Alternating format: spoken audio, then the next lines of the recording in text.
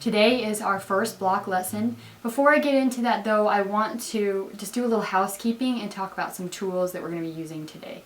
So the first thing that I wanted to talk about was seam allowances.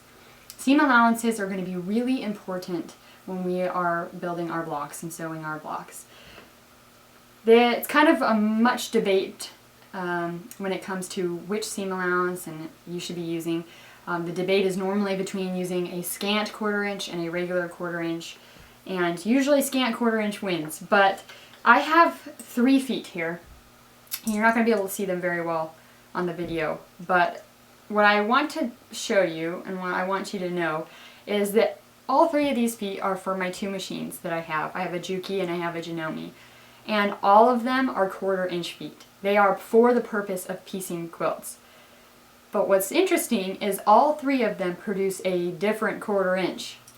And so what my point in saying that is I'd really like you to sit down and get to know your machine. If you don't already know how to get that perfect scant 1/4 inch on your machine, then go ahead and sit down with a few scraps of fabric and start sewing some 1/4 inch seams. And then get a ruler or a sewing gauge and just measure that to see if it's a 1/4 inch. And what you want to look for is the thread line should be inside the ruler, not on the outside of the ruler. That will show you that you have a perfect 1/4 inch. Once you have that set and you know where on your machine that perfect 1/4 inch is, you can put a piece of masking tape down to mark that 1/4 inch, or if your 1/4 inch foot is perfect, then use your 1/4 inch foot. There's a couple different methods, and if you have more questions about how to get the perfect seam allowance, then just look online. There are so many good tutorials out there on how to sit down and get the perfect scant 1/4 inch. The next thing that I wanted to talk about was pressing your seams. We're going to be pressing our seams a couple different ways. I am not the type of quilter that usually presses my seams all one direction. The reason I don't do that is because I think that depending on the technique that you're using, some methods are going to be more helpful and easier than others and could help in accuracy with piecing. For example, there will be situations where I say press the seams open, and then in the same exact block in the next step I'm telling you to press the seams outwards. And this is because I'm trying to make the piecing very precise and more accurate. If you're the type of person who really likes to just press all your seams open or one specific method, that's fine, you can do that, but I would encourage you to try and follow along with the instructions and just see how you like it and see how difficult or easy it is for you. And I'd love your feedback on what you think. The next thing I wanted to talk about was how we're going to deal with our scraps. We're going to have a lot of scraps from this quilt and we are going to use them. So to keep them organized, I myself have created just one bucket just for the block of the month scraps. I am not going to mix any other fabric from any other projects in this bucket. This is just my block of the month fabric.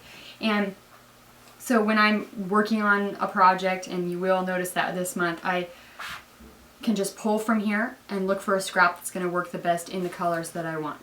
And you'll notice this month we are going to be learning some improv techniques, and when you're doing that, you seem like you're wasting a lot of fabric. You have to cut a lot of excess off. But that will go into your scrap bucket, and I will tell you, we will be using those scraps, so don't worry about wasting fabric. The next thing I want to talk about was our tools. One of the tools that I forgot to mention in our supply list, and I later added, was a very important one. If you don't have this, you may want to get it. I don't want you to have to go out and buy a bunch of tools. That's the last thing I want you to do. But this tool is kind of important. We can make it through this block of the month without it, but it would really save some headaches. And what it is a 12.5 inch by 12.5 inch ruler. And I think you can get this ruler for probably about $20 to $30. Sometimes they sell them in a kit with other sizes, which is kind of nice too, and you can save money that way. But the reason this is important is we are going to be making 12.5 inch by 12.5 inch blocks. And every time we finish a block, we're going to have to finish the block by trimming it up. And if you were trying to trim up a 12.5 inch block with, let's say, like a 6 by 24 inch ruler, it would be really hard. It's doable, but it's going to be kind of a pain. So having this is just so easy because you just lay the 12.5-inch ruler flat on your block, move it around how you want it, and then you're going to trim the side, rotate your block, trim the side, rotate your block, and go as you can, and continue it in the same way. So it really saves a lot of headaches, and I think I've pretty much using it in almost every single tutorial. So it's very, very helpful. Another tool you're going to be using is your 6 by 24-inch ruler. This is great for cutting along the width of the fabric. It's perfect for that. And the next thing I have here is just kind of a fun tool that I wanted to share with you guys. This is something you don't go out and buy if you don't have the money for. It's just something fun, and I like to use it. It's called the Fiskars spinning rotary mat, and it's, let's see here, 12 by 12, and so it's perfect for 12.5-inch blocks. And what you do is you actually set your block on here when you're ready to trim it up, and when you go and you trim one side, instead of having to pick the block up and then rotate it, you actually just rotate the mat and then cut the next side, and then rotate the mat and cut the next side, and it works really well. It's actually just 2 pieces. One's got foam on the bottom so it sticks real well, and then you've got the mat on top, and it's just really neat. And it's actually kind of handy to have when you're doing other things, like when we're going to be paper piecing. You're going to want a tiny little rotary mat and cutter by your machine, and this is perfect for that. It's so little, it'll sit right there.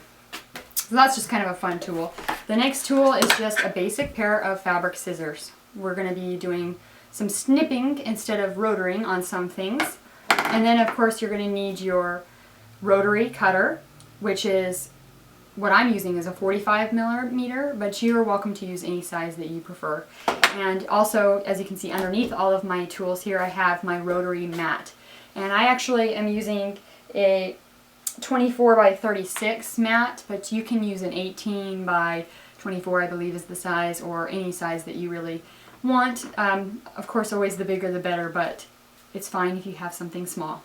The next tool is going to be a chalk pencil, or any water-soluble pencil that will work. What I normally like to use is the Clover chalk pencils. They come in pink, white, or blue, and they come out really well. What I actually have here is a Roxanne's Quilter Choice pencil, and that's because my Clover pencil is actually like worn down to the nub because I like it so much. But this one works just as well, and I'm using white because I am using black for the background of my blocks, and I want it to show up. So if you're using a light color, white, you can try and use the pink or the blue. There's also the blue water-soluble marker, which you spray and it comes off, so you can do that as well. But you'll need this for every block for the whole quilt along as we go. The next thing I have is kind of another silly tool that's just my preference. I have a lint roller, and I have this lint roller because I'm using black for my background, and every time I'm doing something I seem to see lint on my block, and it drives me nuts. So every time I'm constantly lint rolling it so I can step back and look at it. But so this is, if you're doing a dark background, you may want this. The next tool is an absolute must for every single block for the whole time we're going to be doing the block of the month, and that's starch. What brand starch you use, completely up to you. I'm using Best Press, which is not an aerosol, it's a liquid and it's scent free, and I just put it into this spray bottle and just refill it as I need to. It works really well, but you know, the starch that you can get at the grocery store works just as well. If you get that, I would suggest getting the heavy starch as opposed to the regular starch, because we really want to get the benefits of the starch. And those benefits are, when you spray starch and press it with hot iron on your fabric, you are putting a stabilizer into the fibers of the fabric. And what that's going to do is, when we're working with little itty bitty pieces and bias seams, it's going to help make the piecing more accurate, and it's going to really save you some headache and some trouble. So I just strongly suggest it. Whether you pre-wash your fabrics or not, that's also debatable. It's up to you whether you pre-wash them or not. But after you do so, whatever you decide, you need to press your fabrics and starch them.